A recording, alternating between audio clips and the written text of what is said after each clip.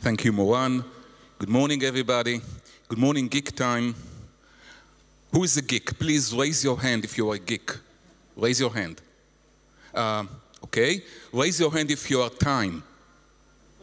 Time. Raise your hand if you never raise your hand, no matter what I ask you to do. Thank you very much. Let's start. Let's talk about the future.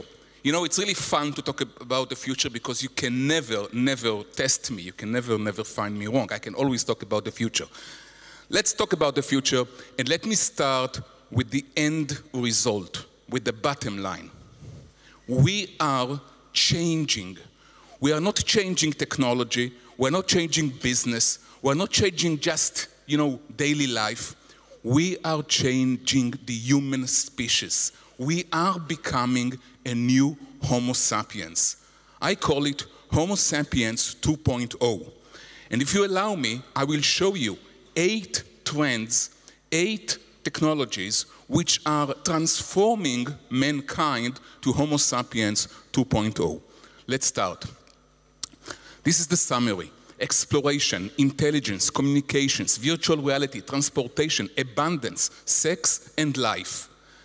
We are changing all of it, and as a result, as I said, we are becoming a new species. So let's start the journey, and let's start with exploration. Welcome to, do you recognize this place? This photo was taken where? Tell me where. The Negev? Mars. Yes, this is Mars. So if you didn't know it, if you don't know it yet, we are going to Mars pretty soon. By the way, we Israelis should be really excited about going to Mars, as we are so strong with settlements. We are going to settle Mars. And the good news, the exciting news, that this is not, science fiction. This is not long-term vision. This is happening now. We are going to Mars. Mars One is a Dutch organization who is already designing our settlements on Mars. They have a timetable. We have a timetable, and according to their timetable, by the year 2031, the first crew, the first mission is going to leave for Mars. This is amazing. Even if it doesn't happen on 2031, it will happen in our own lives. It will happen in our own generation. We are going to Mars, which is great. Now, Elon Musk is telling us, guys, you are too slow and too lazy. And he wants to put people on Mars already by the year 2024. Which is amazing. Think about it. Around the corner, we're going to have people on Mars. And this is extremely important. Extremely important because we need backup. Humanity doesn't have a backup right now. Let me tell you a story. I have 6 kids. Yes, 6 kids. And every year I take the grown-ups and I take them to the toilets and I ask them to give me my smartphone. And I take their smartphone and I wave it above the toilets. Now, if the kid is really, afraid, then I failed. But if he's happy, he starts to, yeah, I'm going to get a new smartphone, everything is backed on the cloud, I have no problem, my contacts, my emails, everything is on the cloud, give me a new smartphone, it's okay, then I know that I'm okay. We need backup. We need humanity to have a backup on Mars. We are going to do it pretty soon. Surprise. Surprise. Here's the rub. It's going to be 4 years for another mission to reach me.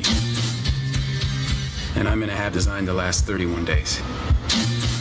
So I got to make water and grow food on a planet where nothing grows. Have you seen it? The Martian? If not, go and see it. Get ready. We are going to Mars. Point number 2, intelligence. Do you recognize the figure? Have you seen Ex Machina? Guys, you should see more movies. Really. I mean, yes, you develop startups, you are very busy, you need to win competitions, you need to raise money, but you should also see movies. So this is Ex Machina. We are building artificial intelligence. And I don't want you to be afraid of robots and artificial intelligence. If you ask me, the slogan I'd like you to come with is, together we win. Because if you ask me what is the key for Homo sapiens 2.0, Homo sapiens 1.0 will merge with robots and technology and AI. We are going to change by integrating AI to ourselves in a way. So let's look at AI for a second. Most people still think about computers in the old paradigm. The old paradigm, as if we program computers, we design software. Many people will still tell me the computer will never be smarter than a human. This is bullshit. The computer will be much smarter than a human. Telling me that a computer will never be smarter than a human, it's like telling me that our kids will never be smarter than us. Our kids will be smarter than us, and computers already. Yes, I'm a kid, by the way. Okay, this is the old paradigm. We used to write code, if then else, if then else, if then else. We told computers, we told software what we wanted to be doing. But this is the old way. Today, when you want to write a software that, for example, analyzes cancer, okay, treats cancer or whatever, the way you do it, you go to the computer and you tell the computer the following: please read 1 million articles about cancer and let's talk about it. This is the way you program computers today. Call it deep learning, call it neural programming, call it in so many names. One of the biggest achievements of AI recently was the ability to recognize cats. We believe that the ability to look at a photo and to say, hi, this is a cat, this is not a cat, is really human. And it took a while for us to come with this new model to enable computers, to enable software to look at zillions of pictures of cats. And today I have some good news for you. Computers can recognize cats better than humans. And they can do everything, eventually, better than humans. Recently, we had an announcement, an AI announcement about AlphaGo. You know, chess, backgammon, checkers, games of the past. The last frontier when it comes to games was Go, the Chinese game Go. The number of combinations that you have on a Go board, the number of combinations is larger than the number of atoms in the universe. We believed for a long period of time that it would be impossible for a computer to beat humans on Go. And we lost. I mean, humanity lost, or a human being has lost. You can see the moment over here. So we are making great progress with AI. The way I see it is that we come from an era of HI, human intelligence. We have developed AI, artificial intelligence. But the future is not a war. The future is migration, connection. The future belongs to H+, the combination of human intelligence, artificial intelligence. We are creating H+, the new Homo sapiens. If you look at the graphs over here, the blue one is HI. And HI, by the way, believe it or not, is also increasing by time. We are smarter than our grandparents. Our kids are smarter than us. It's called the Flynn effect. Over the last 100 years, we are becoming more and more intelligent. But this is not the end of the story. AI is becoming more and more intelligent, but the future, if you ask me, belongs to the combination of HI and AI to become H+. Okay. Now you need to recognize the next movie.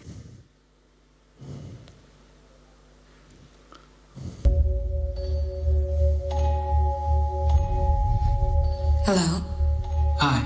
I've never met anyone new before. Have you? None like you. I call it the aha moment.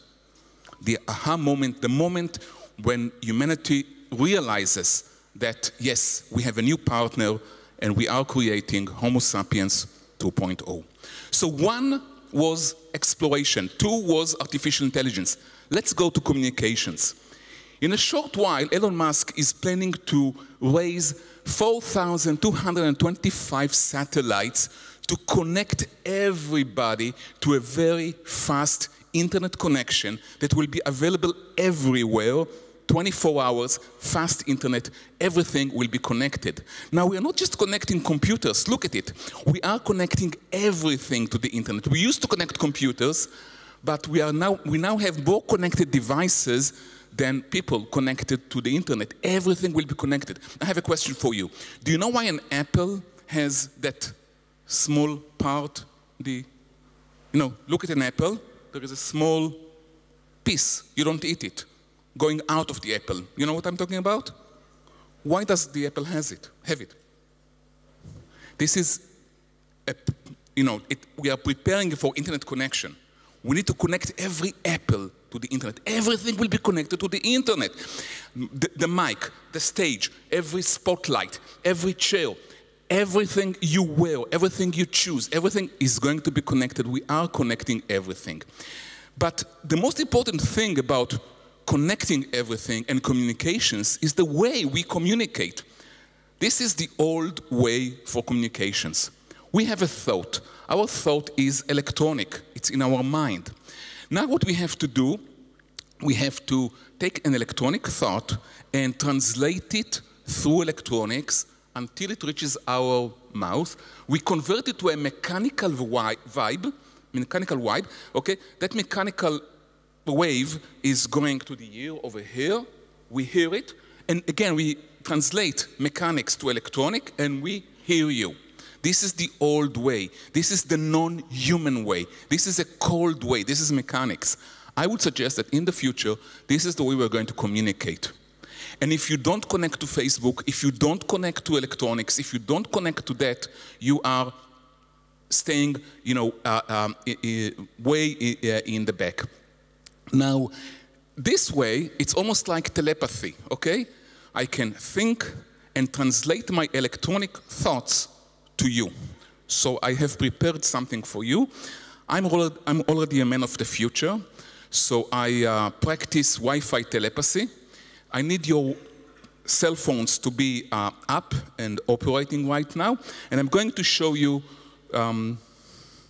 communications of the future. Are you ready? Ready, okay. You should now choose a symbol. Choose a symbol, think about it, don't say it, but transmit your thoughts to me. I need you to transmit your thoughts. Choose a symbol and just focus on the symbol. I'm going to guess what symbol most of you have chosen. I'm going to put it over here. I think I have it. Don't tell me. And I'm going to put it in my pocket, okay? Ready? Now, okay, this is the first time I'm doing it. I'm a bit nervous. If you have chosen the circle, please raise your hand. The plus. You make it hard for me. The waves. Great. The rectangle. And the star. The star. Okay.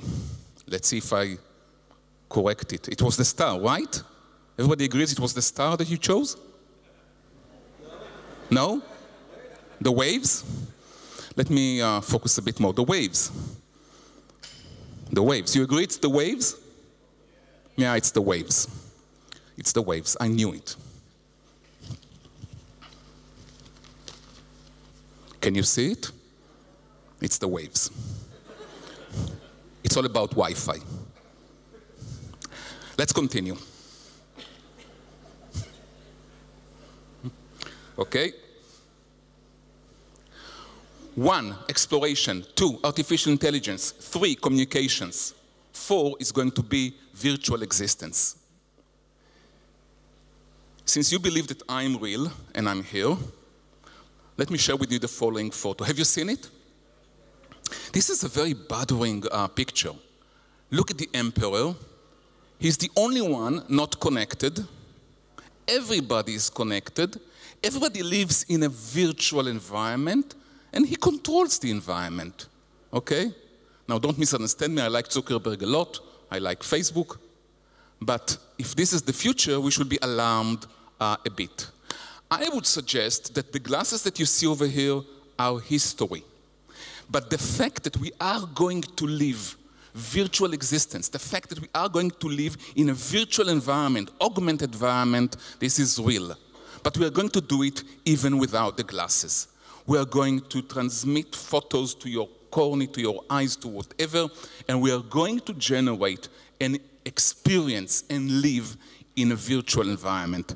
Have you seen the recent Westworld series? Have you seen it? Raise your hand if you saw the... Guys, you should see more movies and TV stuff. This is really fun. A lot of sex and a lot of violence. Really. But the best one, and if you have not seen this one, you should now leave my presentation and rush and see Black Mirror. Have you seen Black Mirror? Raise your hand if you have seen it. I mean, this is a masterpiece. I try to remain optimistic. I try to think positively about the future. I try to be an optimist, futurist, or whatever. But Black Mirror gives you in your face, gives you what can go wrong.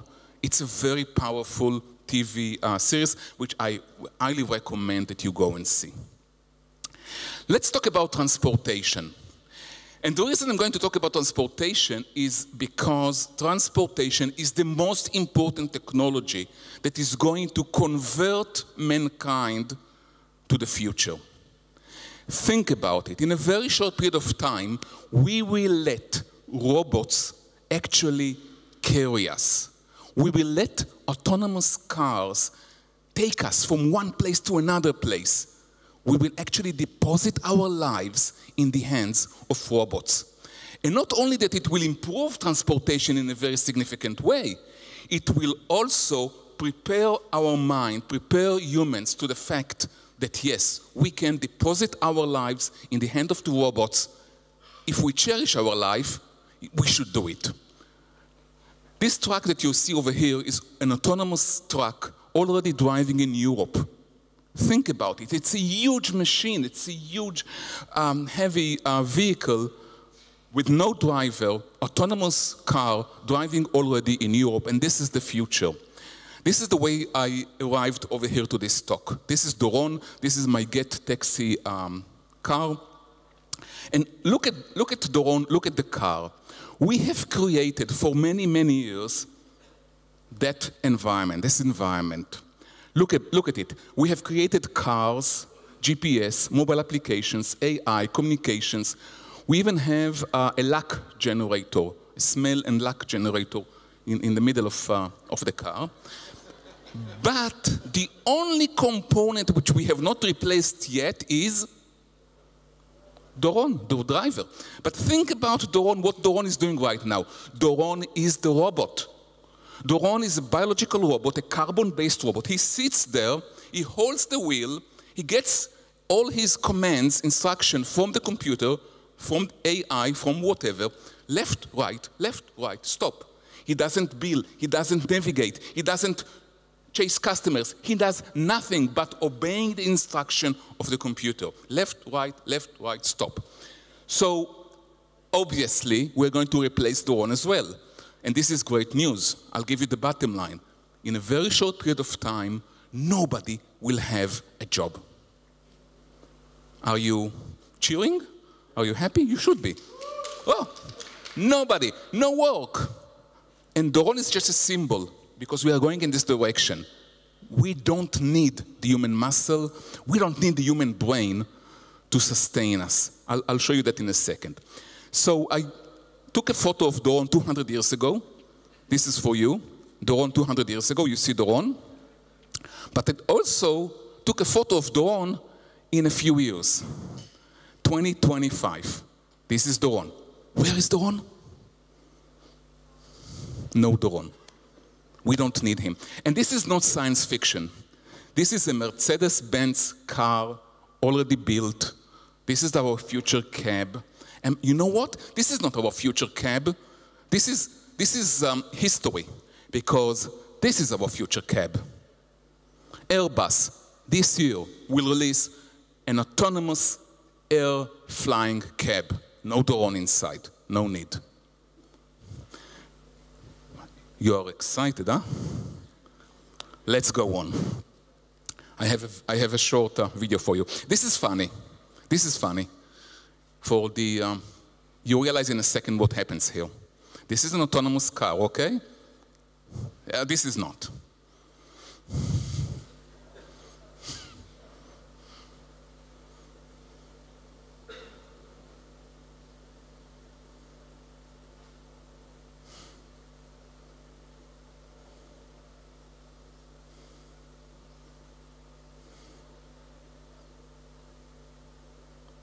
You understand what is going to happen here? It is called Autonomous Trap 001.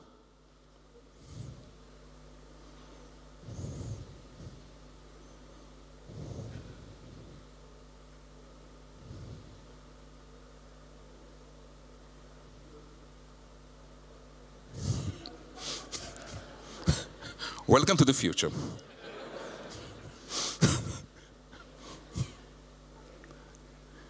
Robots, transportation, AI, communications. Let's talk about abundance. I was born in an age of shortage. Our law number one in economy was there will always be shortage. Welcome to the age of abundance. With technology, with robots, with AI, we are harnessing the universe, we are harnessing the sun and our processes to create abundance. Abundance of energy, abundance of food, abundance of water. This is great news. We will not need people to generate our food or to build our houses or our clothes or whatever we need. We are going in the direction of abundance, using robots, using processes. The role of the Body Center is to take all the stamping panels that we make and we bring all that together in one central location. And that's where we actually put the Model S together. We'll start and we do an underbody, which is the main floor. Computers will build computers. Robots will build robots. Software will write software. We will not need humans. Agriculture. This is the new farmer. We will not need people to grow our food. This is our new meat. By the way, this piece of hamburger is extremely expensive and not so tasty. But let me give you a prediction. In about 5 years or 10 years, this is going to be the cheapest, most healthiest, and the best quality, tastier hamburger you can even eat, and you don't need to kill a cow to generate that meat. So we will generate our food, we will engineer our food, we will engineer whatever we need. Look at Tau. Tau is a small island, and until recently, they had 380 diesel generators to supply energy, electricity to this village. Today, it was replaced by solar panels, and that village is completely clean and runs on solar energy right now. If you ask me, one of the biggest mistakes we have made in Israel so far is the fact that we have not converted a small part of the Negev to generate electricity for the whole country. It is amazing. In Germany, 85% of electricity is being produced by renewables, by sun, by wind, by water. In Israel, not yet. And if you look at the graph, you see that for the last 20, 30 years, the cost of solar energy is going down and down and down and down. Today, it's below the grid. Don't let anybody else tell you something else. Today, you can generate cheaper electricity from the sun, much better electricity than you have from Chevrat Hashmal in Israel. And this is really, I mean, in Israel, the fact that we don't do it is a crime, if you ask me. So let's look at the bottom line. The bottom line here is that we are building what I call the last machine. The last machine, or the sun-to-customer machine, is a machine that on the one hand connects to the sun, on the other hand connects to the customer, and it will supply and provide everything we need. It's a very complicated machine. Robotics, AI, virtual reality, energy, synthetic biology, economy, materials, distribution, and most importantly, you see, values here. We'll talk about the values a bit later on. But we are building the last machine. We are replacing human work with robots and AI and whatever we need. This is a simplistic view of the last machine. Just build solar panels, connect them to the sun, activate a robot that, you know, one robot, second robot, third one. Eventually you get a meal, brought to you. You don't need people in the middle. And we are building that right now, step by step. Doron is just the first indication to a whole process. Good news, soon nobody will have a job. But I'd like to raise a word of warning here. At the same time that we grow abundance, we grow one more thing. You know what it is? Inequality. This is crazy. I mean, it's not intuitive on the first moment. There is much more, and at the same time, gaps are going bigger and bigger and bigger. And I will try to summarize it in one sentence. Not everybody will reach the future. Not everybody will become Homo sapiens 2.0. Yes, we are building Homo sapiens 2.0. Yes, we are getting better and better. Yes, we generate abundance, but at the same time, we grow gaps. And not everybody will reach that future. And I would suggest that this is the most important responsibility that forums like that should have. Not just develop the technology, not just invent the new stuff, not just create the last machine, but also think about the human implications. And I would suggest that you ask today the Prime Minister, or you ask, and they would tell you that this is the best time ever when it comes to our economy. And they are right. This is the best time ever. But you ask somebody on the street, and he would tell you that this is, of course, not the best time ever. The reason for that is very simple. The gaps. For the last 250 years, the gaps are growing. When I was younger, I was naive. I believed that technology closes gaps. Today I realize that the first one to get access to technology and resources opens a gap which cannot be closed. And the gap is growing and growing and growing. And this is, if you ask me, this graph by itself explains all the recent turmoil we see politically worldwide, in Europe, in the US, and in Israel. Next, you have been waiting for that moment, huh? Sex.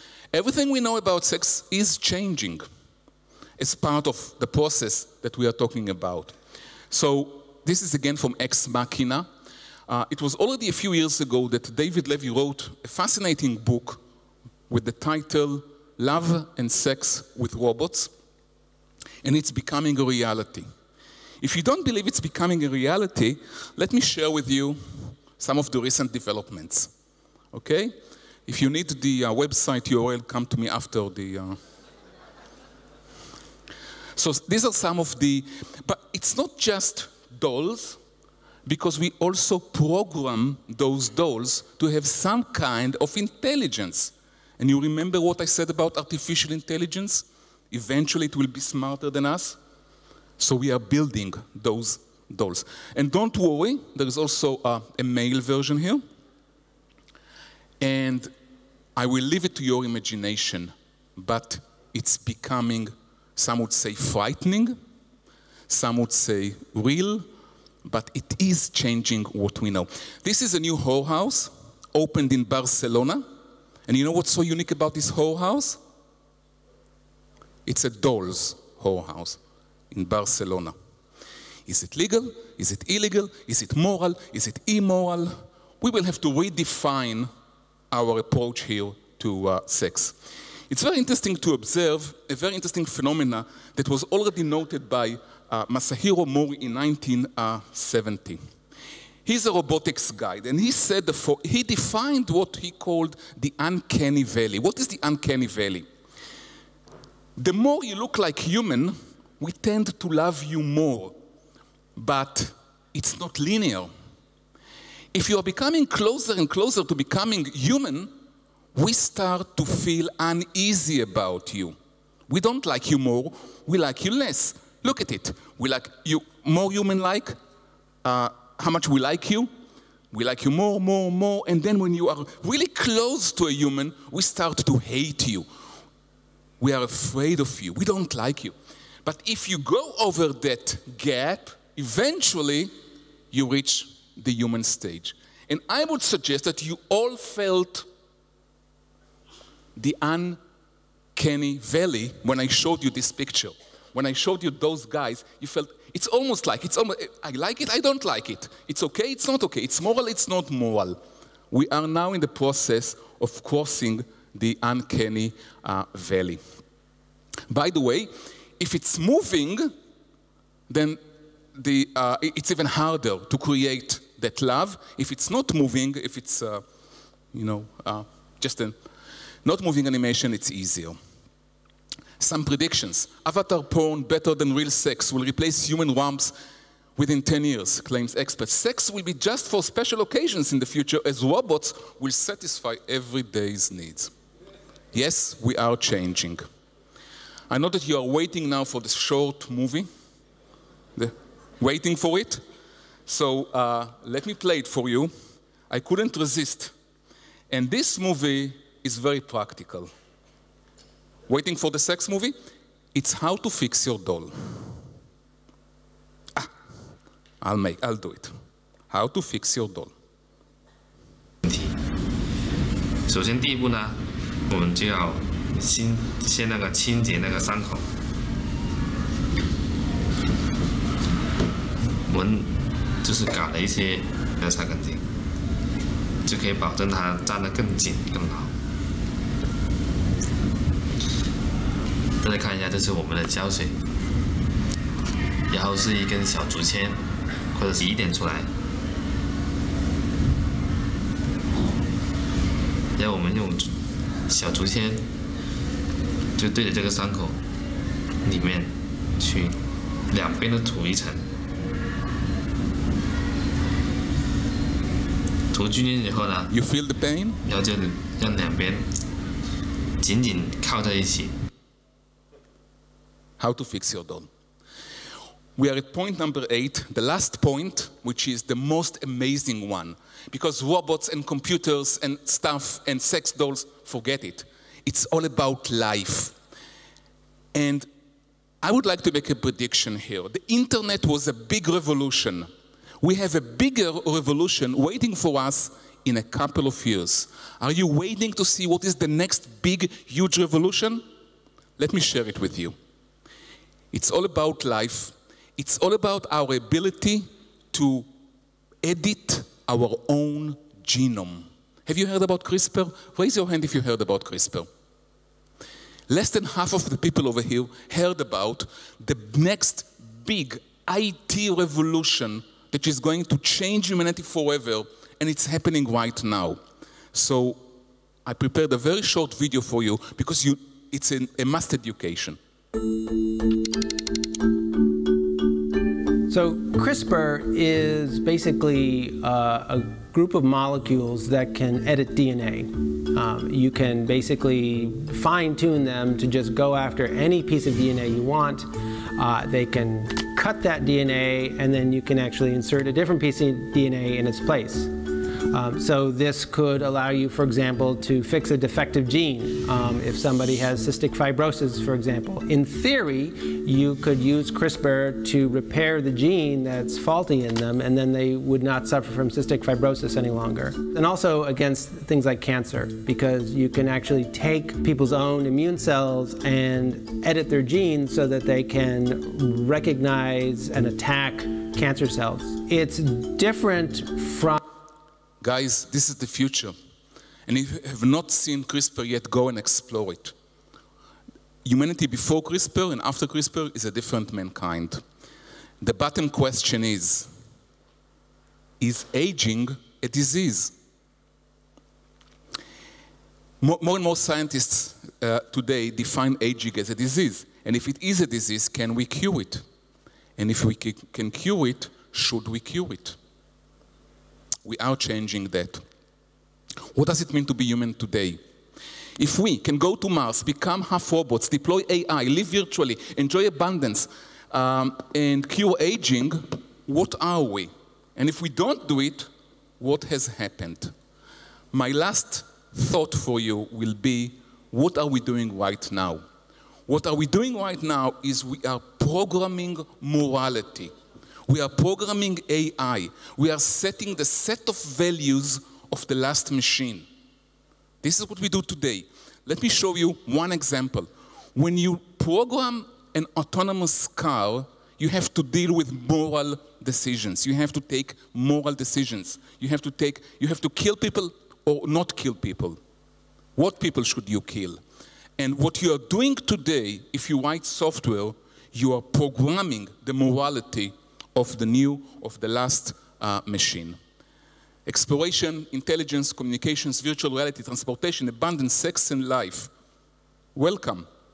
And I hope that the startups that we're going to see here today are going to try and deal with that, and also will do it with the social responsibility needed for this amazing future of us. Thank you very much.